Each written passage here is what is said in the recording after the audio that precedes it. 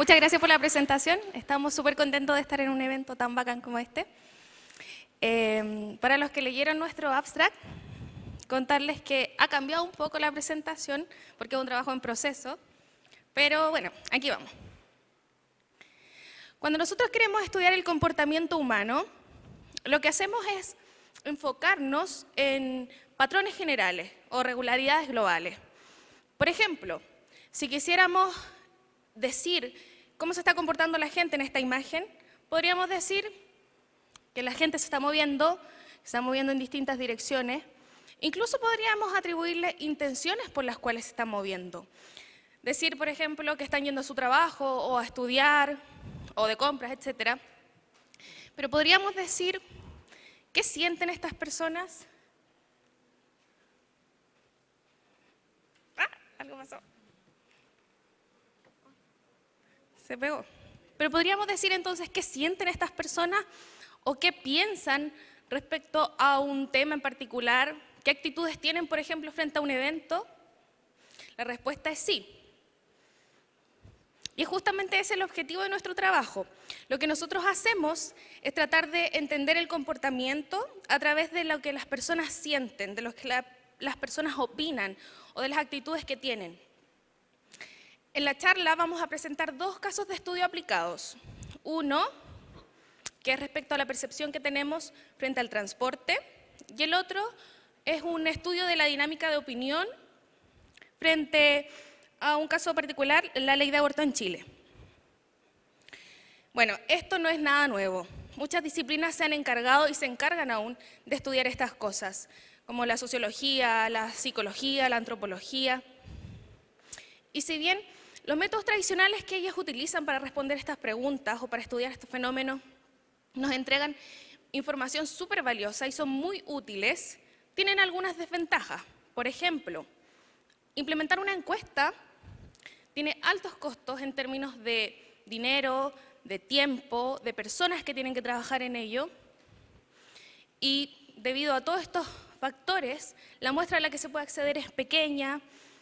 Además de la granularidad de tiempo con la que podemos obtener resultados, no es muchas veces la que nosotros esperamos, versus los registros digitales, que nos entregan una cantidad de información mucho más grande. Por lo tanto, podemos acceder a una muestra mucho más grande también. Acceder a esta información, en general, tiene un costo mucho menor en términos de tiempo y de dinero. Analizarlos también tiene un costo de tiempo mucho menor. Entonces, efectivamente estamos frente a un cambio de paradigma. Lo que hacíamos antes y lo que seguimos haciendo con los métodos tradicionales es, nos planteamos una pregunta y entonces buscamos alguna herramienta, por ejemplo, que nos permita recopilar toda esta información para responder esa pregunta. Lo que tenemos ahora es mucha información disponible. Estamos todo el tiempo comentando cómo nos sentimos, comentando cosas acerca de nuestra vida cotidiana, reclamando, felicitando. No solo con texto, también con hashtags, con emojis, con links, etc. Entonces, ese es el cambio de paradigma. Antes teníamos la pregunta, buscábamos cómo recolectar la información y responderla. Ahora tenemos la información, lo que nos hace falta entonces es hacernos preguntas interesantes. Pero surge otro problema. ¿Cómo podemos procesar toda esta información? Toda esta información que no está estructurada para que nos permita así responder preguntas interesantes.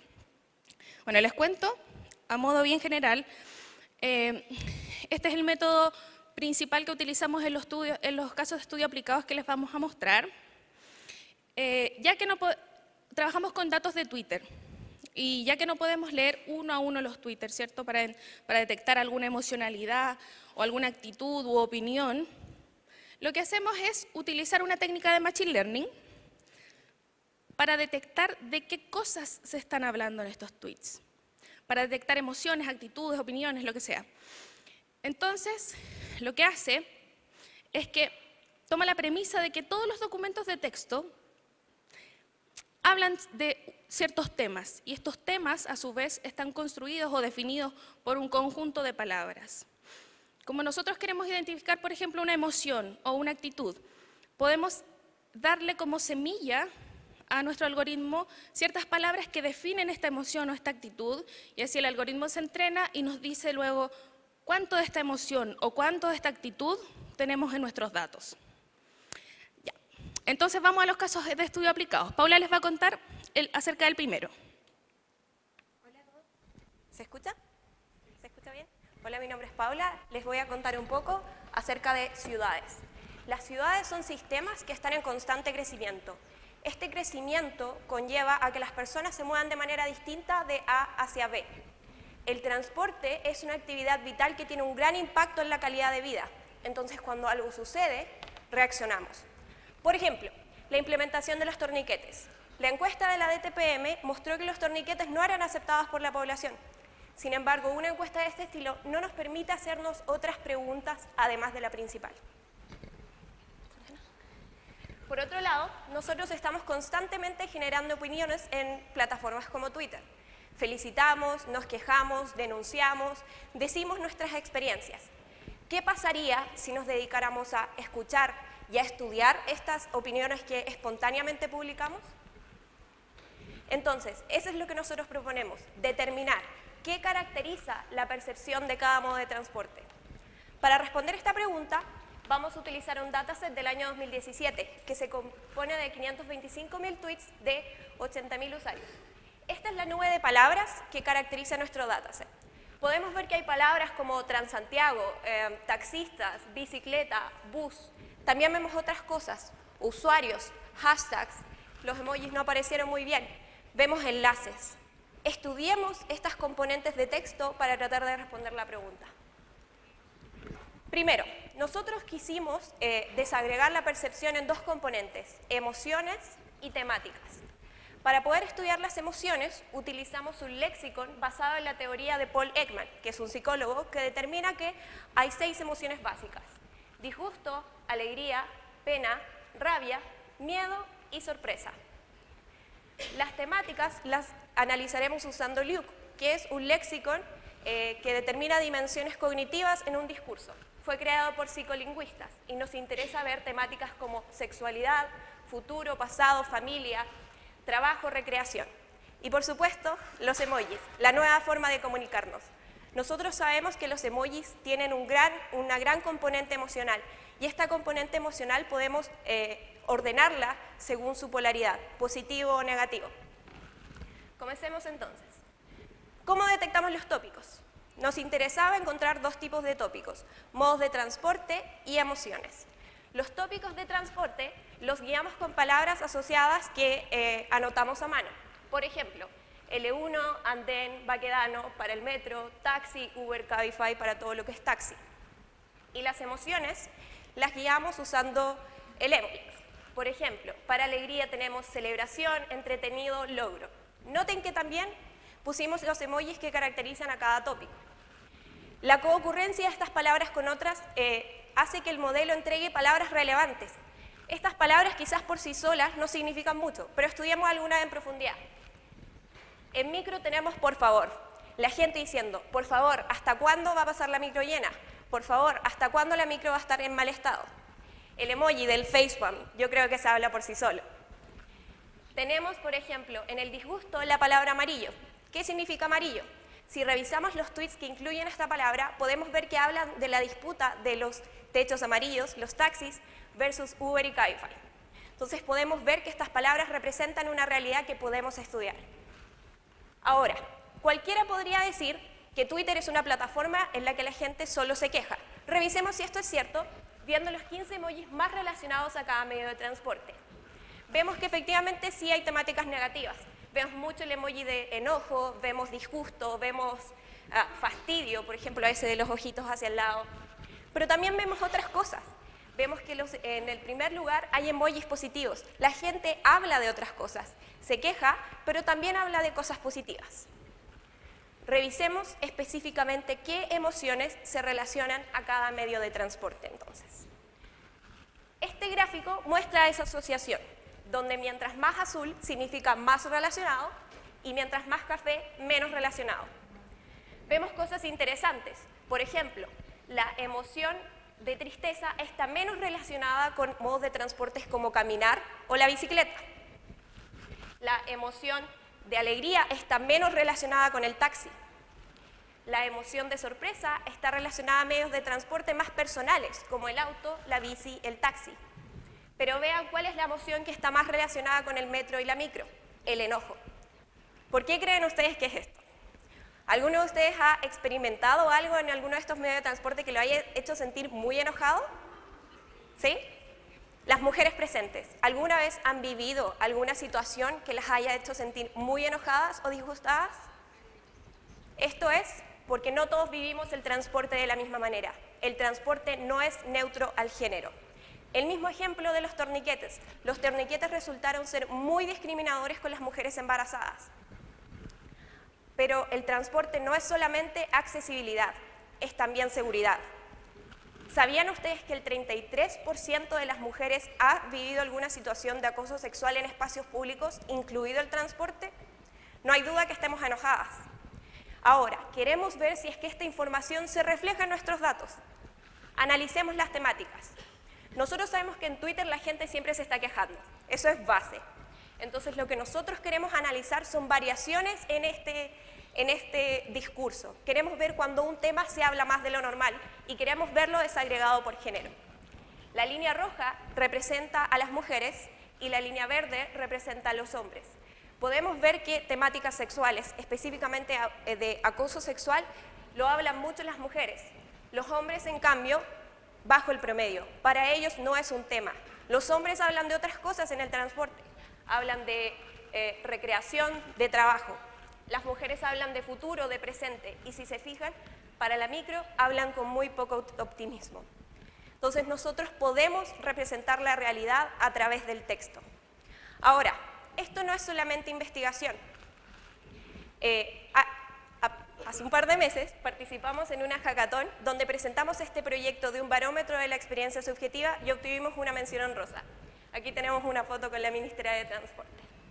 Ahora los quiero invitar a escuchar a Eduardo, que nos va a hablar de la discusión del aborto. Hola. Bueno, felicitaciones, les salió muy bien. Estaba muy nerviosa porque es la primera vez que están presentando ante una audiencia así, tan distinta a la de nuestras propias áreas. Entonces, el trabajo anterior es parte de la tesis que están desarrollando Yerka y Paula, pero también esta misma tecnología la hemos utilizado para analizar otras temáticas. Por ejemplo, el último estudio que hicimos fue analizar cuál fue la percepción de la gente, el comportamiento, cómo se relacionaron en la discusión sobre la ley de aborto. Lo que vimos recién era un caso de estudio de temáticas diarias, pero esta no es una temática diaria, ¿cierto? Esto ya es una causa social. Entonces, ¿cómo podemos ver esto a través de Twitter? Efectivamente, el aborto es un tema bastante conflictivo, ¿no? Un tema que todos tenemos visiones muy profundas, muy fuertes y que usualmente no discutimos en público. O sea, muchas veces los almuerzos familiares del día domingo se arruinan porque alguien habla de política. Entonces, pero en Twitter no pasa eso, al contrario, en Twitter todos dicen lo que quieren, ¿cierto? Y la idea es justamente, esto se puede escuchar para entender cómo la gente va evolucionando su opinión, su comportamiento, su actitud ante estos temas cuando los discute con gente que piensa igual o cuando los discute con gente que piensa distinto. Esto cuando uno lo ve en las calles, sí, hay marchas, pero las marchas solamente son de uno de los dos bandos que hay. Entonces lo que hicimos fue tomar 3 años de Twitter, ahí sí, 3 años de discusión en Twitter que coinciden con el periodo de discusión de la ley.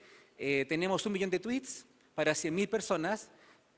Pueden ver que está el año 2015, cuando en enero la presidenta envió el proyecto al Congreso. Después están todas estas etapas del Congreso discutiendo si iba a discutir la ley, cuando pasa al Senado, después cuando la Comisión de Salud del Senado decide que es un proyecto que se puede discutir, cuando el Senado aprueba la ley, después viene otra etapa que es cuando se envía la ley al Tribunal Constitucional, ¿cierto? Entonces ahí la ley estaba aprobada, pero todavía no, el proyecto estaba aprobado, pero todavía no se convertía en ley, porque tenía que probarse que era constitucional. Y después de eso, efectivamente, se probó su constitucionalidad, se aprobó la ley y Chile pasó de una etapa en la cual antes tenía una de las leyes de aborto más restrictivas en el mundo a tener una ley de aborto en 3 causales. Entonces, como pueden ver, el tema dio mucha discusión, tiene hartos vaivenes, la discusión en el Congreso, en la prensa, fue muy fuerte. Y lo que vamos a ver es qué podemos aprender de nuestro comportamiento en base a Twitter. Efectivamente, nosotros aplicamos este modelo de clasificación de personas. Como tenemos dos posiciones sobre el aborto, que usualmente se les dice pro vida y pro elección, nosotros le llamamos en oposición a los derechos de aborto o a favor de los derechos de aborto. Estos dos grupos se pueden entrenar con este modelo. Por ejemplo, podemos decir, hay dos tópicos, uno que es el tópico de oposición y que tiene hashtags y palabras como sí a la vida, ¿cierto? No al aborto. También estaba esto que ahora es más reciente, que salvemos las dos vidas. Hubo otro que se llamaba Funeral de Chile. Para quienes estaban en defensa de los derechos del aborto, hay hashtags como, bueno, aborto legal, aborto libre, déjala decidir, porque la discusión es sobre el derecho a decidir sobre el cuerpo de las mujeres, ¿cierto? También usamos cuentas para guiar el aprendizaje. Hay cuentas como Quiero Nacer, en el caso de oposición, o Miles Chile, que es una agrupación que se llama Somos Miles, que es activista y es a favor de los derechos de aborto.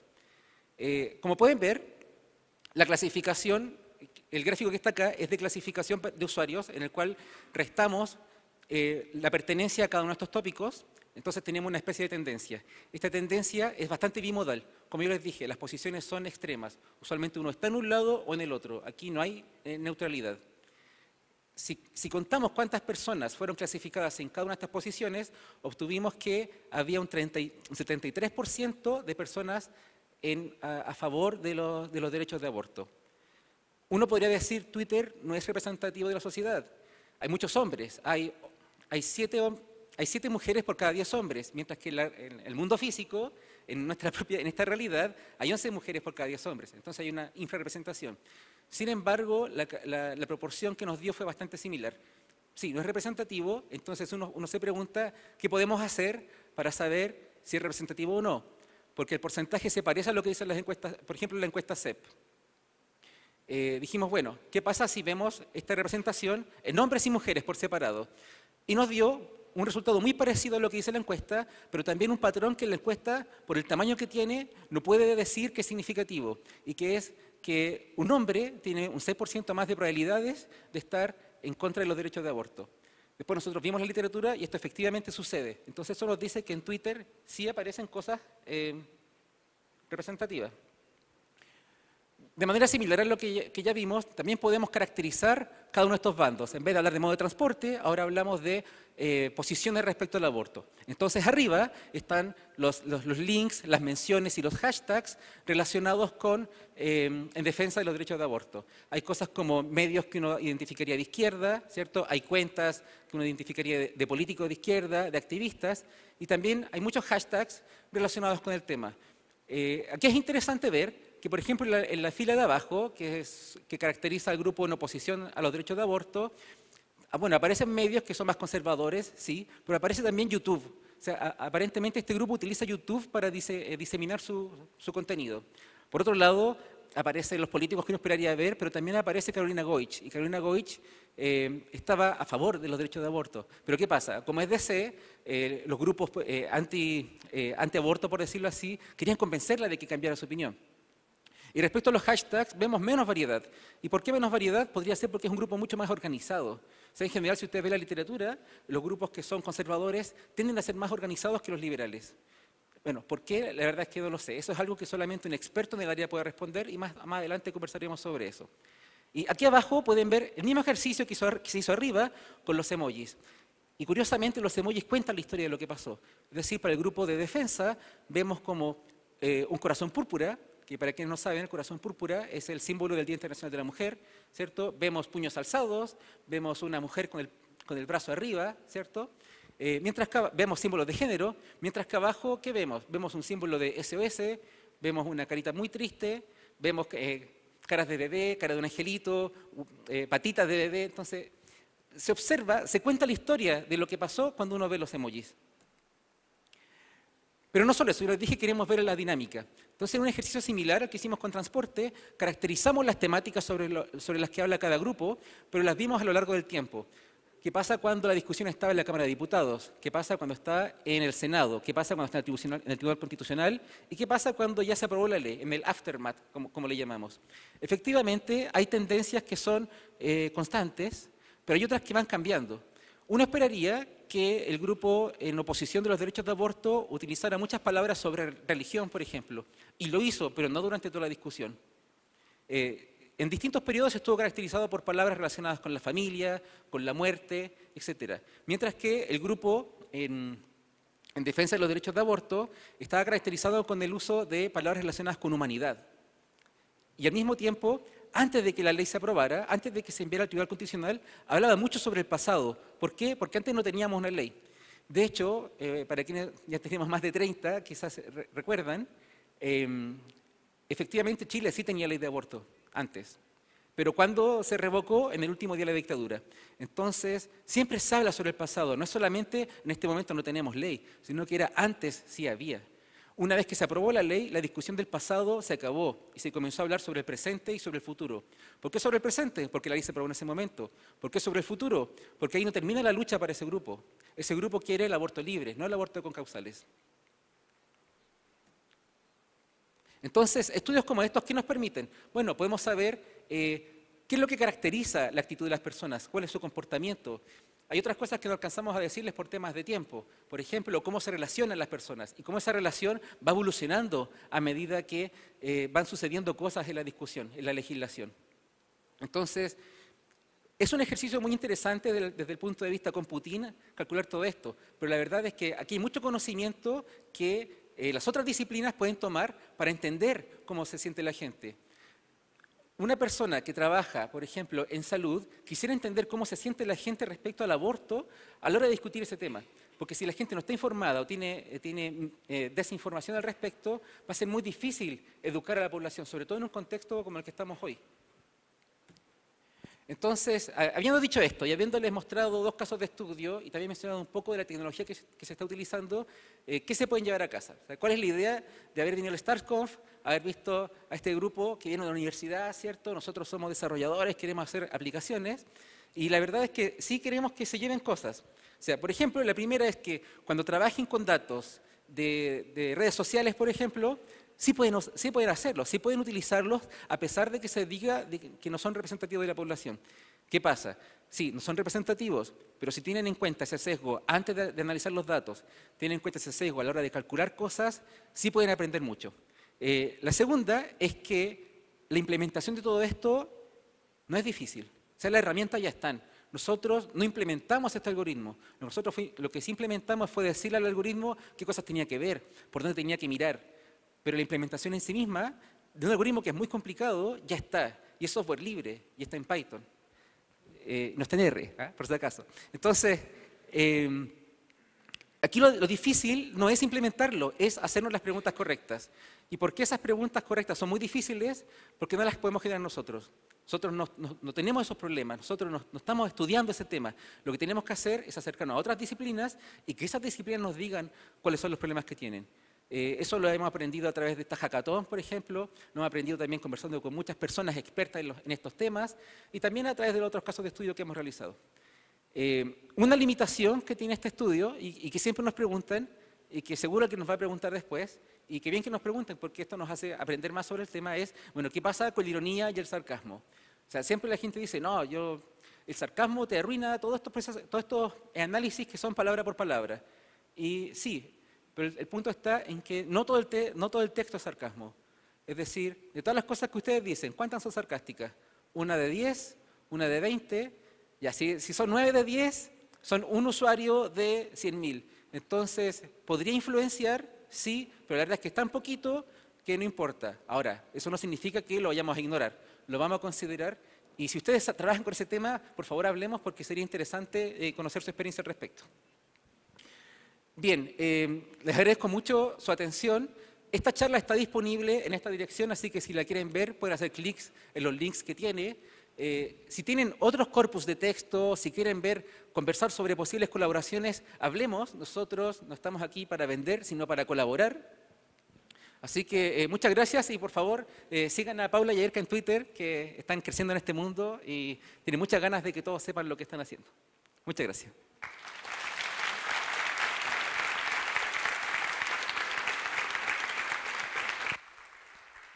Tenemos tiempo para algunas preguntas, el que quiera. Muy bien. Aquí, después.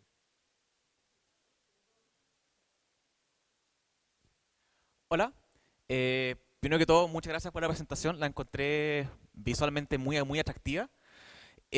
Lo que quería preguntar es ¿por qué las fuentes de datos son solamente de Twitter y no, por ejemplo, Facebook? Pasa, por ejemplo, que yo, en mi caso personal, uso Facebook el 95% del tiempo y Twitter se llega hasta desinstalar sola de mi teléfono porque no la uso. Entonces, ¿por qué solamente usan Twitter como fuente de datos y no, o si acaso han considerado incorporar otras fuentes de datos como Facebook, que me imagino es algo que iría a usar mucha más gente que Twitter? Sí, es cierto. De hecho, es una muy buena pregunta porque Facebook es más usado que Twitter. Ahora, por otro lado, hay más usuarios de Twitter de lo que uno cree. Y bueno, de eso les puedo contar en la charla de mañana. Pero ¿qué pasa con Twitter? Que Twitter es una especie de plaza pública. De hecho, en algún momento Twitter se publicitó como la plaza pública donde se discute y donde pasan cosas, ¿cierto? Y hay muchos movimientos sociales que se dice que partieron en Twitter, etcétera. Y ahora pasa que tú dices algo en Twitter y alguien cualquiera que no tiene ni idea quién es te responde. Entonces, bueno, hoy eso va para mal. Afortunadamente en los periodos de estudio funciona un poquito mejor en ese aspecto. Entonces, si nosotros queremos estudiar cómo está la discusión, basta crear un robot que es barato, y hay librerías para hacerlo, bibliotecas para hacerlo, y tú estás escuchando lo que dice la gente. Y en Facebook no se puede hacer eso. O sea, en Facebook yo tengo que conectarme con mi cuenta y solamente puedo leer lo que dicen las personas que me autorizan a leerlo. En cambio, Twitter, por omisión es público. Entonces, yo puedo escuchar lo que la gente dice. O sea, tú ahora pones StarsConf y vas a encontrar muchos posts de gente diciendo que estaba acá en la conferencia. ¿Cierto? Pero en Facebook pones StarsConf y solamente vas a ver o tus amigos o la gente que explícitamente decidió que fuese público. Entonces, más bien es una limitante tecnológica. Ahora bien, los métodos están definidos para un texto en general, así que también se podría hacer, pero la pregunta es ¿de dónde saco el dato?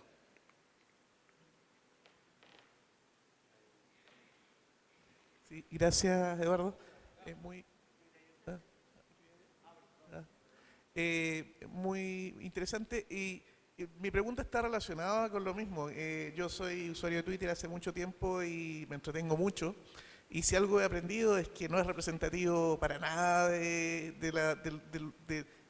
país, digamos. O sea, es un grupo de cierto rango de edad, digamos, que, no sé, es bien particular. Entonces yo creo que ahí, tú lo dijiste, hay que tener cuidado con las conclusiones que uno saca. Y también te quería preguntar qué posibilidades hay. Yo sé que las limitaciones, el Twitter está fácil para sacar la información, pero por ejemplo, en Chile hay una red que no es Facebook, que a mí me alarma, y que es el WhatsApp. Y WhatsApp también hay opinión y hay gente que actúa sobre el WhatsApp para influenciar y se usa masivamente en épocas en que hay decisiones importantes. Se envían noticias falsas para influenciar, etc. Entonces, ese por un lado. Y por otro lado, el Twitter, si consideraron ustedes el efecto de los bots, que también no es menor, sobre todo cuando se discuten cosas como las que tú mencionaste, el aborto y esas cosas. Gracias, Jaime.